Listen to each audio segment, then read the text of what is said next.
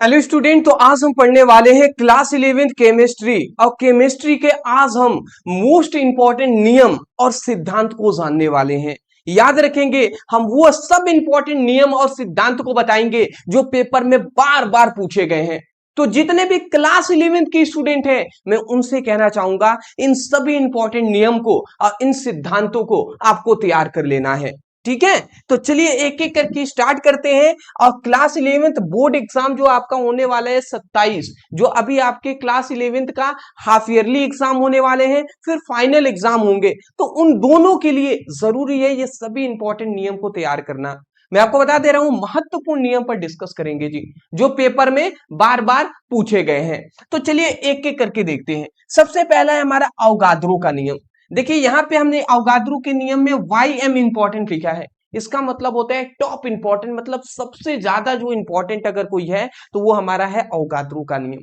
Avogadro के नियम में हम क्या बताए हैं जी? तो इसमें हम बताए हैं कि जो आयतन होता है ना, वो मोलों की संख्या के क्या होता है, समानुपाती होता है। अदरवाइज इसमें और आप एक्सप्लेन अगर आपको ज्यादा पढ़ना है तो आप या तो chapter wise one shot video देखिए जो हम आपको करा रहे हैं। प्रत्येक चैप्टर का सभी इंपॉर्टेंट क्वेश्चन आंसर हम करा रहे हैं वन शॉट के माध्यम से। तो डिस्क्रिप्शन बॉक्स में भी लिंक है फिजिक्स केमिस्ट्री का, वहां से अपनी पढ़ाई कर सकते हैं। या हम जब भी आपको ये अवगाद्रो का नियम पढ़ना है तो लिखिए अवगाद्रो का नियम ब्रदर सर, इतना लिखेंगे तो वीडियो हमारा मिल जाएगा। अगला हमारा दूसरा आता है द्रव्यमान संरक्षण का सिद्धांत। अब द्रव्यमान संरक्षण के सिद्धांत में हमने क्या बताया था?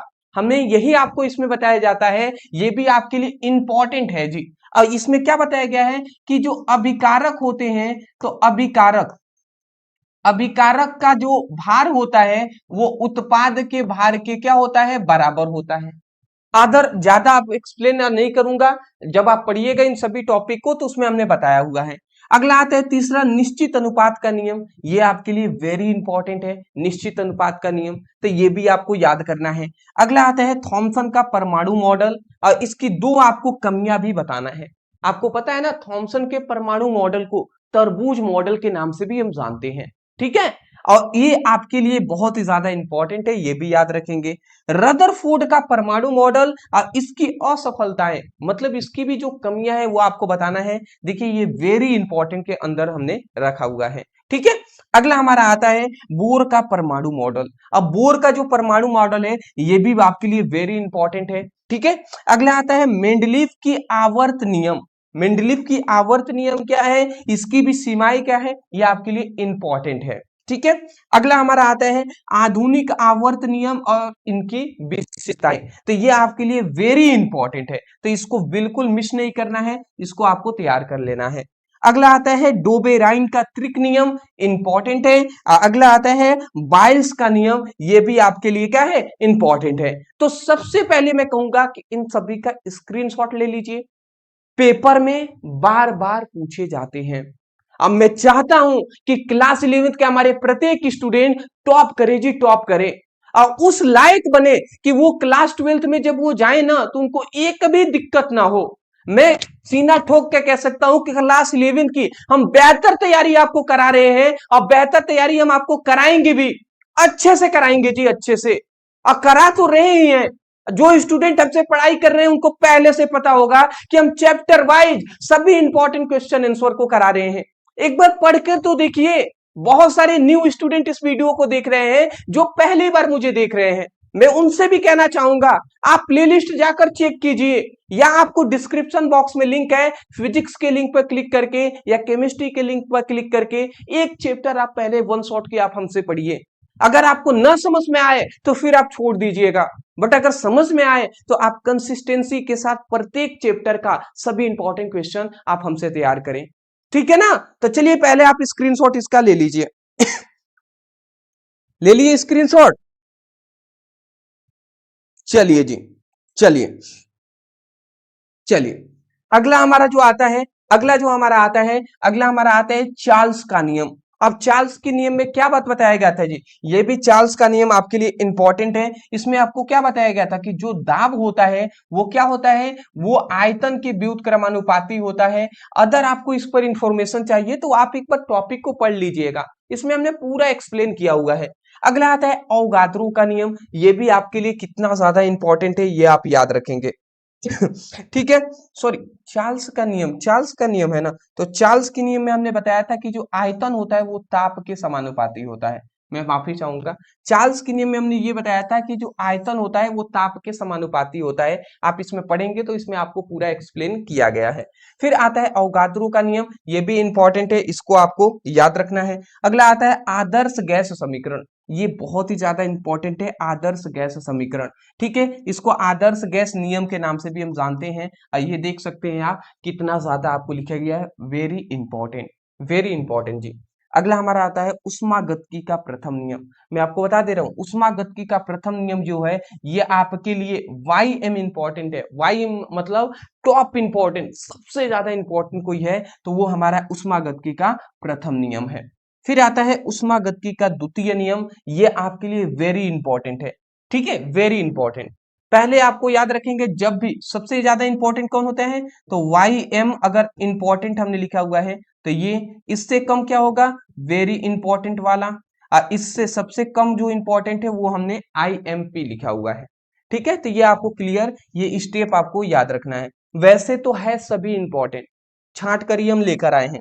अगला आता है हेंस का नियम, हेंस का नियम भी आपको याद रखना है, इंपॉर्टेंट है जी। अगला आता है गैलू-शेक का नियम।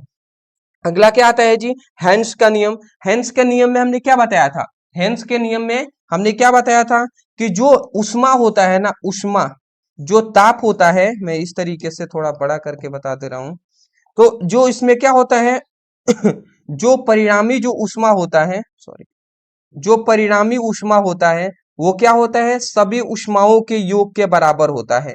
सभी उष्माओं में, उष्माओं के योग के क्या होता है, उष्माओं के योग के बराबर होता है। इस तरीके से जब आप पढ़ेंगे तो पूरा आपको और भी एक्सप्लेन मिल जाएगा, आप समझ जाएंगे। अगला आता है गैलू-शेक का नियम। गैलू-शेक का नियम भी आपके लिए इंपॉर्टेंट है, ठीक है ना, इंपॉर्टेंट है। इसमें भी गैलू-शेक का नियम में आपको क्या बात बताया गया है, इसमें आपको बताया गया था कि जो दाब होता है ना, वो क्या होता है, वो ताप के क्या होता है, व्युत्क्रमानुपाती होता है। वो जो ताप होता है उसके व्युत्क्रमानुपाती होता है। ये हमने कितनी बार आपको बताया हुआ है, तो इसको भी याद रखेंगे। अगला आता है आयनीकरण ऊर्जा। आयनीकरण ऊर्जा आपके लिए वेरी इंपॉर्टेंट है। अगला आता है न्यूलैंड का अष्टक नियम, ये आपके लिए इंपॉर्टेंट है। अगला आता है हमारा कि द्रव्यमान क्रिया का नियम, ये द्रव्यमान क्रिया का नियम वेरी इंपॉर्टेंट है जी। ठीक है, इस बात को याद रखेंगे। एक और बात मैं बता दूं, न्यूलैंड के अष्टक नियम में, न्यूलैंड के अष्टक नियम में क्या बात बताया गया था जी, इसी में बताया गया है सारे गामा पादा निशा, ये जो संगीत का शब्द है इसके 8 स्वर हैं, वो आठों स्वर जैसे होते हैं वैसे ही तत्वों में भी आवर्तीय होते रहते हैं। वो आप जब पढ़ेंगे ना न्यूलैंड का अष्टक नियम हमसे, तो उसमें हमने पूरा एक्सप्लेन किया हुआ है। अगर कोई भी टॉपिक पे वीडियो चाहिए तो एक बार आप नाम लिखिए, जैसे उष्मागतिकी का प्रथम नियम पढ़ना है, अगर स्पेशली यही पढ़ना है तो लिखिए उष्मागतिकी का प्रथम नियम ब्रदर सर, सर्च कर लीजिए, वीडियो मिल जाएगा। तो चलिए स्क्रीनशॉट ले लीजिए, ले लिए। तो चलिए जी, अभी हमने क्या देखा, अभी तक हमने क्या देखा जी, तो अभी तक हमने देखा 20 वायरल इंपॉर्टेंट नियम क्लास 11th के लिए। अब हम देख लेते हैं इंपॉर्टेंट सिद्धांत। अब देखिए इंपॉर्टेंट सिद्धांत को तो हम बताएंगे, इससे पहले मैं आपको एक चीज बताना चाहूंगा, बट चलिए हम पहले सिद्धांत को बता देते हैं फिर हम आपको वो बताएंगे। तो देख लीजिए यहाँ पे हमने टॉप मोस्ट इंपॉर्टेंट वायरल सिद्धांत को लेकर आ गए हैं। तो वायरल सिद्धांत क्या है, हाइजेनबर्ग का अनिश्चितता का सिद्धांत। हाइजेनबर्ग के अनिश्चितता का सिद्धांत आप देख सकते हैं, वेरी इंपॉर्टेंट लिखा गया है, मतलब बहुत ज्यादा इंपॉर्टेंट है जी, इसको तैयार करेंगे। अगला आता है वेस्पर सिद्धांत। वेस्पर सिद्धांत है, ये भी आपके बोर्ड एग्जाम के लिए वेरी इंपॉर्टेंट है, आपके फाइनल एग्जाम के लिए वेरी इंपॉर्टेंट। आदर्श गैस समीकरण या आदर्श गैस समीकरण पीवी इक्वल टू एनआरटी होता है, आपको पता ही होगा। आइए देख लीजिए ये क्या हमने लिखा है, वाई एम इंपॉर्टेंट, मतलब टॉप इंपॉर्टेंट है, सबसे ज्यादा इंपॉर्टेंट है। अगला आता है इलेक्ट्रॉन स्थानांतरण सिद्धांत, ये भी आपके लिए इंपॉर्टेंट है, ठीक है। अगला आता है ऑक्सीकरण संख्या सिद्धांत, ये भी इंपॉर्टेंट है। अगला आता है डाल्टन का परमाणु सिद्धांत, ये भी डाल्टन का परमाणु सिद्धांत भी इंपॉर्टेंट है। डाल्टन ने अपना परमाणु सिद्धांत दिया है, इसी को परमाणु मॉडल के नाम से भी हम जानते हैं। अगला आता है डी ब्रॉगली का पदार्थ, डी ब्रॉगली का पदार्थ तरंग सिद्धांत। डी ब्रॉगली का तरंग सिद्धांत को ही डी ब्रॉगली का पदार्थ तरंग सिद्धांत लिखा गया है। ये मैं कह सकता हूं बहुत ही ज्यादा इंपॉर्टेंट है, डी ब्रोगली का तरंग सिद्धांत। इसमें क्या बात बताया गया है कि जो तरंग होते हैं, जो कण होते हैं, वो तरंगों के रूप में भी गति करते हैं। इतने स्पीड में गति करने लगते हैं कि वो कण नहीं बल्कि तरंग हम उसको कहने लगते हैं। अगला आता है पाउली का अपवर्जन सिद्धांत, ये भी वेरी इंपॉर्टेंट है। अगला आता है कण सिद्धांत, ये भी याद कर लीजिएगा। और लासा-तेलिए का सिद्धांत, ये भी आपके लिए इंपॉर्टेंट है जी। तो ये हमने क्या बताया, 10 इंपॉर्टेंट सिद्धांत बताए जिसको आपको तैयार करना है। ये सभी आप सर्च करके भी पढ़ाई कर सकते हैं, जैसे अभी हमने बताया था। अगर आपको पढ़ना है कि हाइजेनबर्ग के अनिश्चितता का सिद्धांत, तो लिखिए इतना लिखकर ब्रदर्स लिखकर सर्च कर लीजिएगा, यूट्यूब पर वीडियो मिल जाएगा। या दूसरा, हमारी वन शॉट वीडियो आ रही है चैप्टर वाइज, उसको देखिए, वहां से आपको क्लियर होगा। डिस्क्रिप्शन बॉक्स में भी लिंक है। अब यहाँ पे एक क्वेश्चन आता है कि सर हमें अगर इन सभी का, ये सभी सिद्धांत हैं, नियम है, और पूरी हमारी केमिस्ट्री की किताब के जो भी इंपॉर्टेंट हमारे परिभाषा होंगे, नियम होगा, सिद्धांत होगा, इन सब का अगर आंसर हमें चाहिए तो कहाँ से मिलेगा?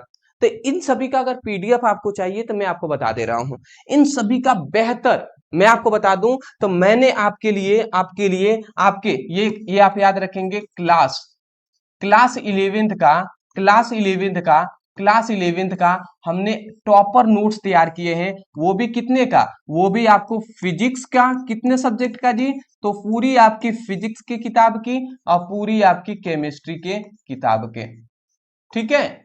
इसमें हम क्या आपको दे रहे हैं, पूरी फिजिक्स के किताब में जितने इंपॉर्टेंट परिभाषा है ये आपको मिलेंगे। फिर आपके जितने पूरी किताब के जितने इंपॉर्टेंट नियम हैं, इसके आपको नोट्स मिल जाएंगे टॉपर नोट्स में। जितने इंपॉर्टेंट सिद्धांत हैं, इसका भी आपको मिल जाएगा। ऐसे इसमें भी पूरी केमिस्ट्री की किताब से जितने इंपॉर्टेंट परिभाषा होंगे उसका मिलेगा।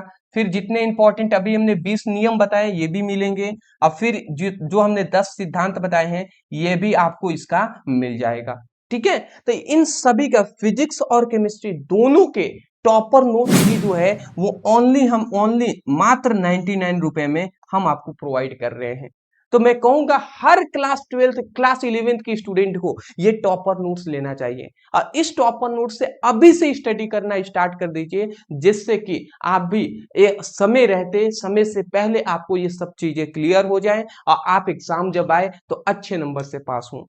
तो चलिए, नंबर आपको दिखाई दे रहा है, उस नंबर पे व्हाट्सएप पर मैसेज करना है और वहां पे कह दीजिएगा class 11th physics chemistry topper note चाहिए। जैसे ही कहेंगे स्कैनर दिया जाएगा, पेमेंट करेंगे, तुरंत आपके व्हाट्सएप पर पीडीएफ नोट्स सेंड कर दिए जाएंगे।